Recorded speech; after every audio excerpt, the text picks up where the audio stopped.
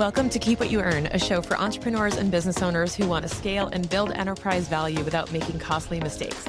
I'm your host, Shannon. I'm a CFO and CPA who left a career serving Fortune 50 companies in Wall Street to help business owners just like you make life-changing wealth with your business.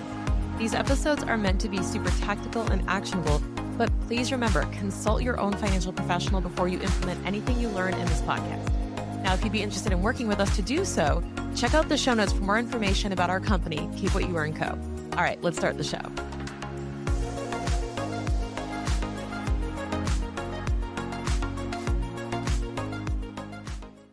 So our third step of the profitable scaling playbook is cash flow.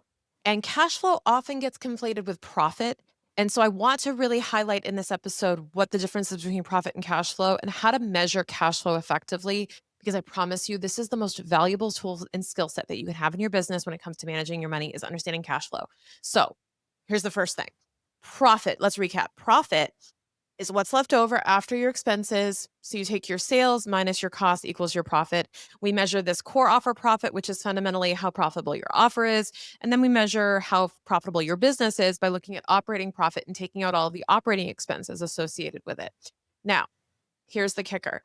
That is just part of the cash flow story. So cash flow is actually the derivative of all of these different pieces that go into the bank account balance. So think about your operating profit as one contributor to your bank account, okay? You can also get outside money from investors. You can also put your own money into your business. You can also get debt financing and have the bank give you more money or a line of credit. All of these things increase your cash, right? But they don't show up on your profit and loss statement because they're not the result of your business's operations. They're the result of activities outside of the operations, like getting financing or investors.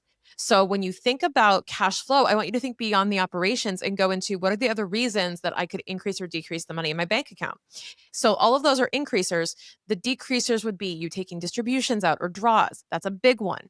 It's you paying back your loans or your leases and your credit cards. It's going to be looking at, paying out investors or, like I said, paying back loans, credit cards, so on. But when you're paying out money that isn't on your P&L, it's on your balance sheet technically. That's where that shows up, is you're buying assets or you're paying for assets. That or buying inventory, that's another one. If you're buying assets with your money, then you won't see it as an expense and it won't impact your profitability. I know, it's wild, right? So what you have to consider is what are the reasons why my bank account would change, but the profit generated by my business wouldn't change. And this is what accountants do. So this is what we specialize in. So we help with this. But think about it as a business owner. What you fundamentally have to approach it as is just simply all of the reasons my bank account could go up or down. And the reason why people get hung up here and the reason why cash flow is so important is this is the reason why you feel like your profit is there, but your bank account isn't. You feel like you're profitable, but you are surprised every year that you have a big tax bill because you have no money in the bank. You have this feeling of, hey, I feel like I'm hustling my ass, but I have nothing to show for it. And even though I'm profitable on paper, I don't feel richer. I don't feel wealthier. If this is you, then this is a cash flow constraint. So when we think about cash flow as the third step in our scaling model, we often get hung up here, and I'd say 80% of business owners are right here with you. If you're in this point and you're like, I've mastered profitability, now what? Cash flow. So let's talk about how to actually measure cash flow and how to actually monitor it. So the first thing is you need to have a weekly, not monthly, weekly cash flow forecast in your back pocket. That means that you're going to take your beginning bank account balance this week on like a Monday. You're going to add in all the deposits you're expecting. Okay, all of the deposits. Then you're going to take out anything that you're expecting to pay this week. And this is different than your profit and loss because here's the biggest difference. Any expense you pay on a credit card goes with the credit card payment because it doesn't affect your bank account balance until when? Until you pay off the credit card. So this is a big factor is you have to take out all the bank related activity.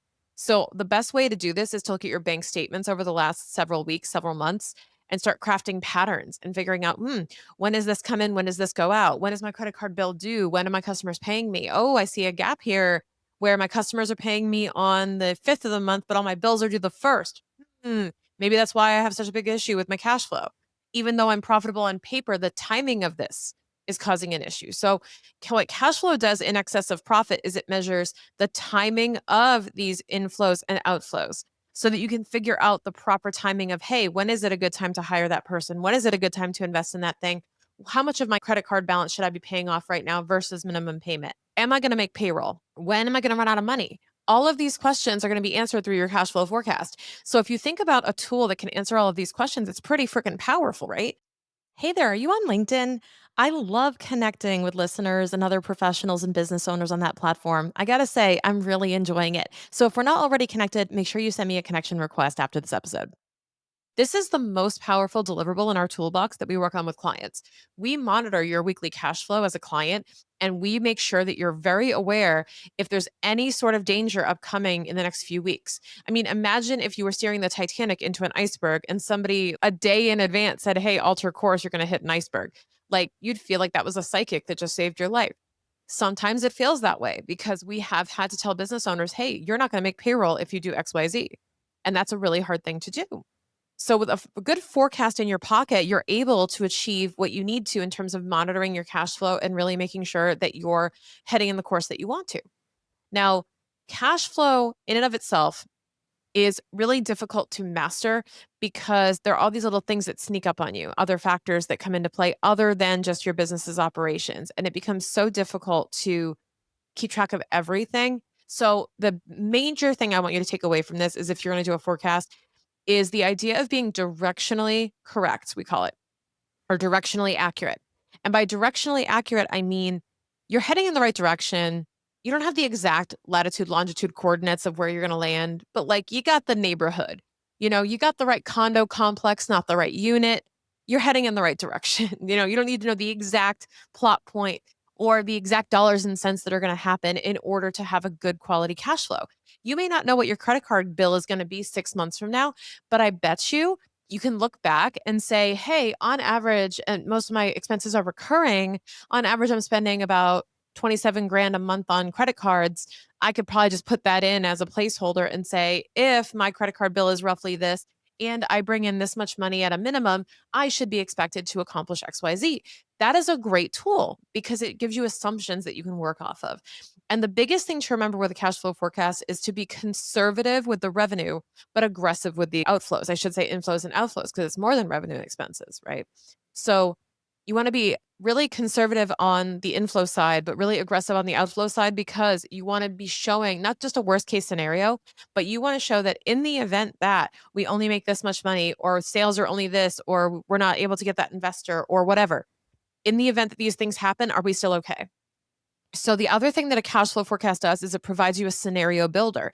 So you could put in cash flow that's coming in or take it out and say, would we be okay? And be able to use that as a model that you can follow. And like I said, we do this with our clients every single day. One of the first things we do, and in fact, the first thing we do is we get access to the bank account and go construct this cash flow forecast. Like before we even get access to the QuickBooks, we're like, give me the bank account so I can go do my cash flow forecast for you, because this is the most powerful thing to manage the actual cash. And this is where I get heated because this is where your accountant is effing up, because this is all your accountant would have to do to really offer you that value that you're missing.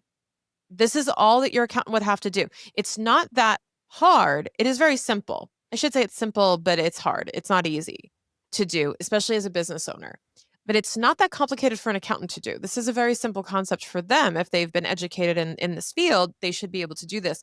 So if you say, I want a weekly cash flow forecast, this should be something in their wheelhouse if you have somebody who has a strategic approach or they're offering you strategy. In my opinion, this is table stakes. This is bare minimum of what they should do to master where your money's going so that they can advise you, plain and simple. So if you have profit on paper, but you feel like you have nothing to show for it, most likely you're in the position where cash flow is your constraint. Now, what I want to do is go through ways to actually fix the cash flow. So we've gone through how to measure it. We've gone through what it is. And on the next episode, I really want to go through how do you actually unfuck the cash flow? Like, how do you actually fix it? Because you may identify all these issues and then go, hey, Shan, great, I found cash flow issues. Now what? I'll see you on the next episode where we'll uncover that. So profitability is one thing, but cash flow is what truly keeps your business running smoothly. It's not just about how much you make, it's about how much you can actually use to sustain and grow and maintain that cash in your control.